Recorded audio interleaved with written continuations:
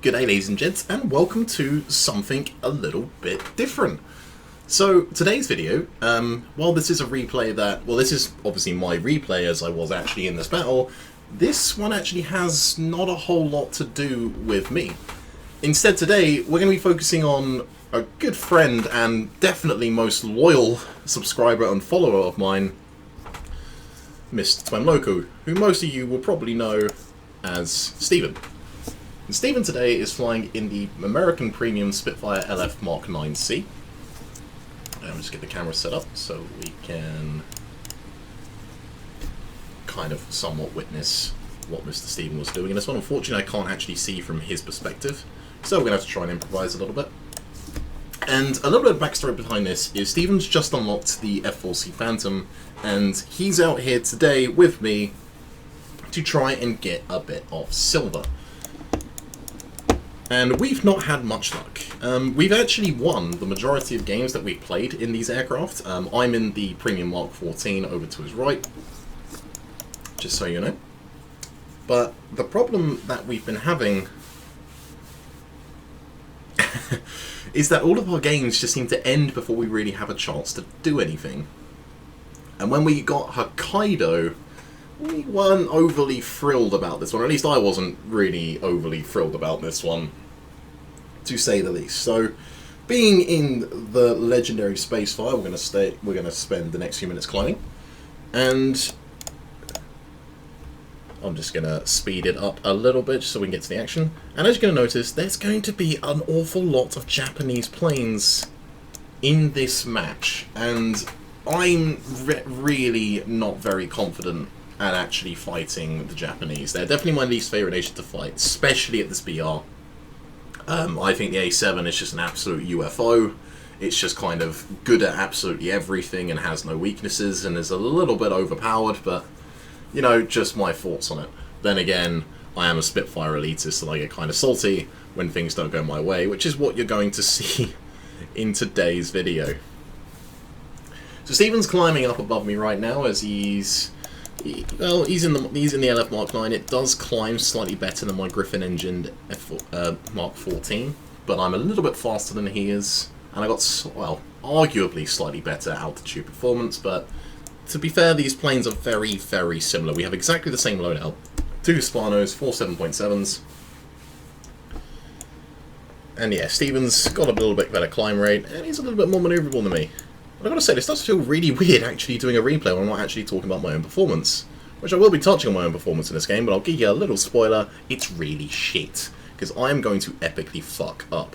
Steven's cruising around at 6,300 meters, which we have found to be usually enough altitude. N1K and BF109, as well as J6K, start popping out of the clouds. And I initially go to target the BF109. Steven does the sensible thing and keeps climbing because he's seen all of these A7s that have just popped up and out of the clouds. When the 109 starts to get away from me, I spot the A7s that are coming in after me, and I decide to go and turn in to try and have a go at them. Meanwhile, Steven dives in on this A7 M2, and he gets some shots in, and the camera, like, guys, you can please sort your replay systems out. And there we go, Steven earns his first kill. Meanwhile, I'm not having much luck. I've got an A7 trying very, very rigorously to kill me. Steven's not exactly having much fun at this point either. He's got the M1K, an A7 and a J6 on him, but he's trying to dive away. As you can see in the background there, this A7 is just flying absolute rings around me. No matter what I do, I just can't quite pull the guns on him. In hindsight, I probably should have taken 20 minutes of fuel the moment I realised we were up against the Japanese. And I might have had the extra edge in manoeuvrability I would have needed to kill this A7. But he is going to shoot me down, and there I go. Steven makes the right decision and doesn't come to help me, because if he did, he'd have just wound up dead as well. Actually, nope, sorry, I take that back. I'm not destroyed at this point, I am just damaged. Steven comes back around, he's going to juke under that G14 beautifully. He's been playing in these Spitfires quite a lot lately, so he definitely knows what he's doing. I'm now in a 2 versus 1 against an N1K and an A7M, which, you know, of course, I have absolutely no hope of succeeding in whatsoever. But Mr. Steven sees the opportunity and comes to not so much, well, maybe to my aid. I mean, the cynical part of me, and knowing Steven, is he's just going for the easy kills, which is absolutely fine. As you can see there, the M1K comes down to me. The A7 managed to energy trap me. Right here, the M1K flies in front of my guns, and I'm just trying desperately to get a shot at him. And the A7 gets a shot at me. Steven jumps on the A7 and puts some shots into him, but it's an A7. They pull incredibly well. He gets some hits on him, but he still keeps flying. He's still on me. I'm taking more shots. I don't have the energy to get up to fight the M1K. And then when the A7 hits me, it actually damages my engine there. Steven comes around, pumps the A7 full, and he's on fire. He is eventually going to go down, but not before he still has another punt at killing me. Meanwhile, the M1K is still on me. Steven again on the N1K. And I'm trying my best to try and bait for Steven as well as stay alive here. But of course, when you're fighting Japanese aircraft, my focus really is on just constantly maneuvering and trying to stay out of trouble. Steven sets the N1K on fire and earns himself kill number 2 on the A7, and there he goes with kill number 3 on the M1K. I am, of course, very well. I'm not doing so well. I'm trying to just dive away to try and get out of here, but my plane is really not in a very good way. BF-109 that I engaged earlier comes in. Steven takes a shot at him, but he's down to just the 7.7s, and there's only so much he can do with those guns. I try to pull up and roll out, but I've got two heavily damaged aircraft, and I can't make the maneuver I need to, and so the G14 ends my life. But in the process, Steven is able to close the distance, rolls with him, and at this range, there's not a whole lot this 109 can really do. He is going up to the vertical, which is not necessarily the best move to make, considering that Steven did actually dive down on him. And he just rolls it over. He's going to slot right back on the 6 o'clock. And if I can just try my best with the camera. Turns the hose on. Tickling the 109. He's doing the classic sort of like barrel roll, dive away. Which does make him kind of difficult to hit because the Spitfire's one weakness is its lack of a decent roll rate. By comparison to the 109. Fires again, a little bit too short on the lead there. Teammate comes in, tries to get some shots in against the G14. And the G14 hits the ground for Steven's 4th kill. Now when you're trying to grind silver and you've got 4 kills on a premium aircraft, you know you're having a pretty bloody good game. So I was obviously quite happy for old Mr. Steven here.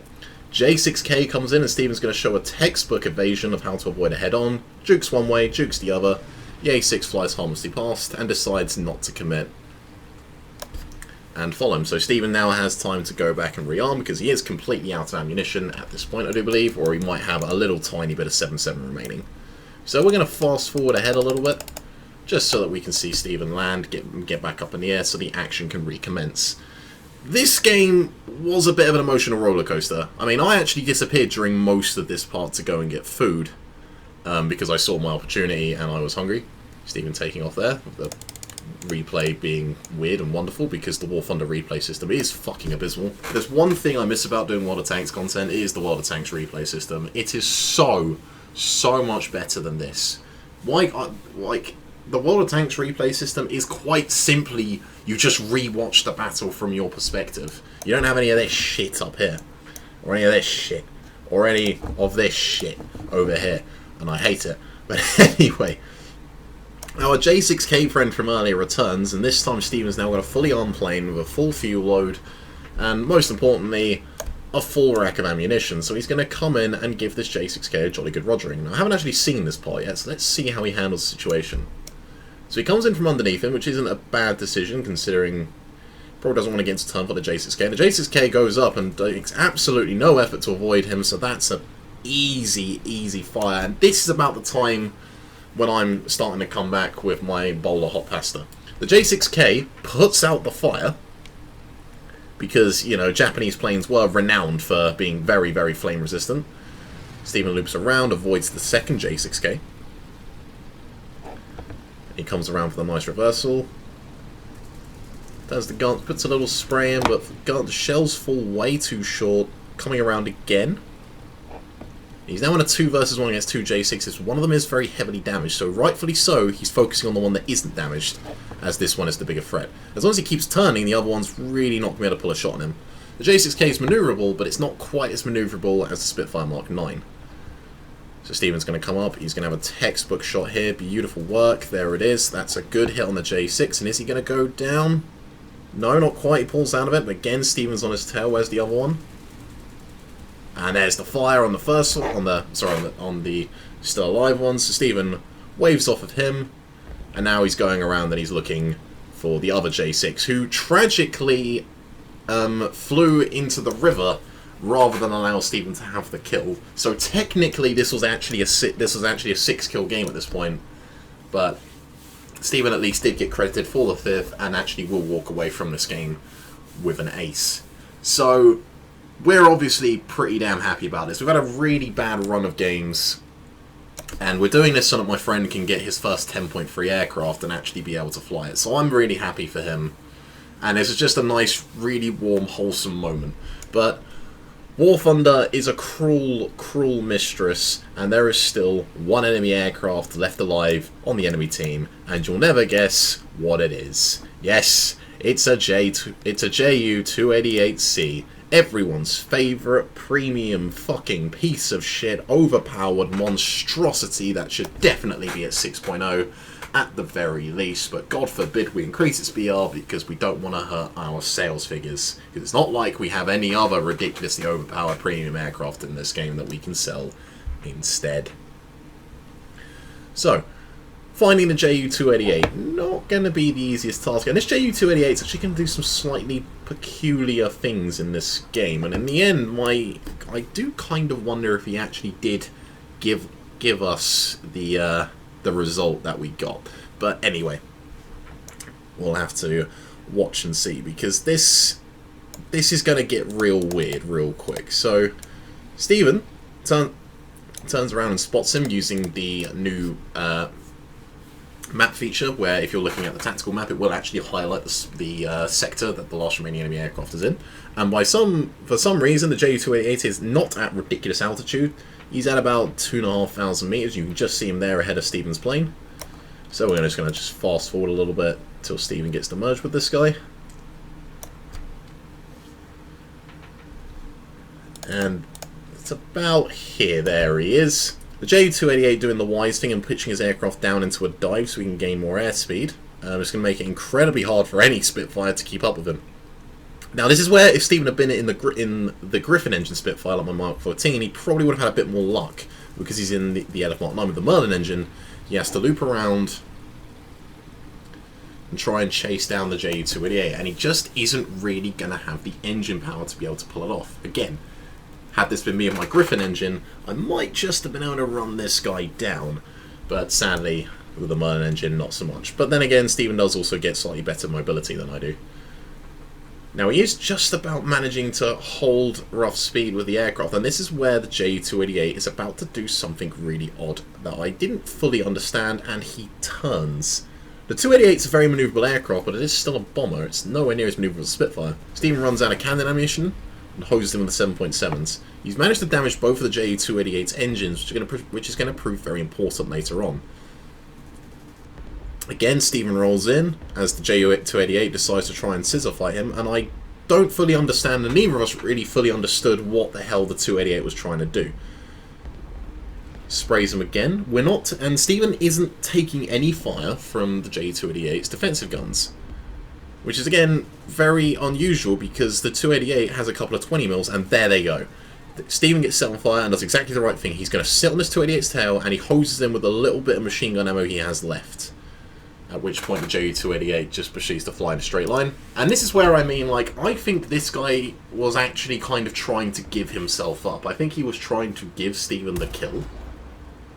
Which is odd, because this 288 could have quite easily won this game.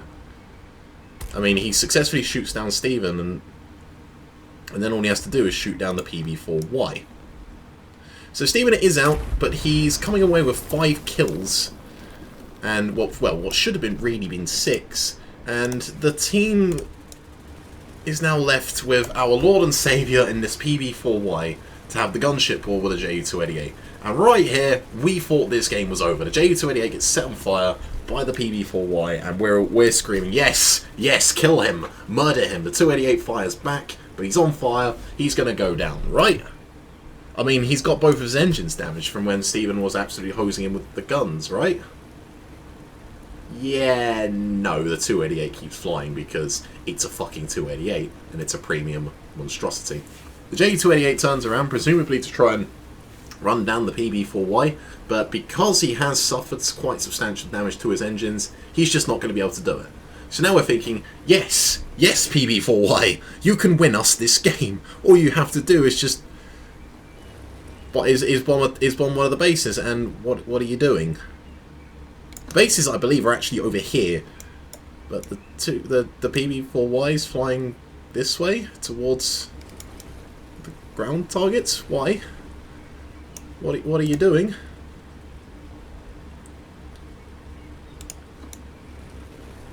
Like, I'm fairly reasonably confident that this guy did not actually speak English, because I did start shouting at him towards the very end of this match. We're already quite near the end. No, he's going to try and kill the ground targets, and we're thinking, okay, that's not a terrible idea. I mean, if you look at the ticket count, it's extremely low right now. We're in a lot of trouble. So, with any luck, he can drop some bombs on these little ground targets, take out the cluster, use his gunners to kill the last one, and we can win the game that way. So we see the logic, okay? Like, it's still kind of risky to turn around and fight the Ju-288. He does have 20 mils. There is a chance he could shoot down the PB-4Y before the PB-4Y has a chance to kill him.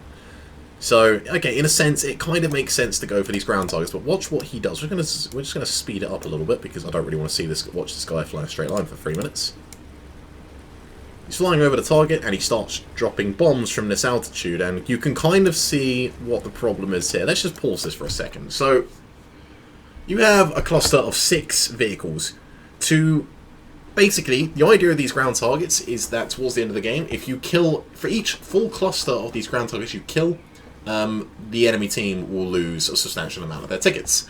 But for that to work, you have to kill all 6 targets in the cluster. Now, from this guy's bombing run, he can pretty reliably kill all 5 of these guys. But he isn't going to kill this guy. And this is where we're going to have an issue. Now, me and Steven are obviously screaming at this guy right now like, you know, use your gunners. Or we're thinking, okay, was he going to turn around and try and bomb the last one? Like, it seems odd, but I guess he could do it. And there he goes. He kills the first 5 ground targets and leaves the 6th one.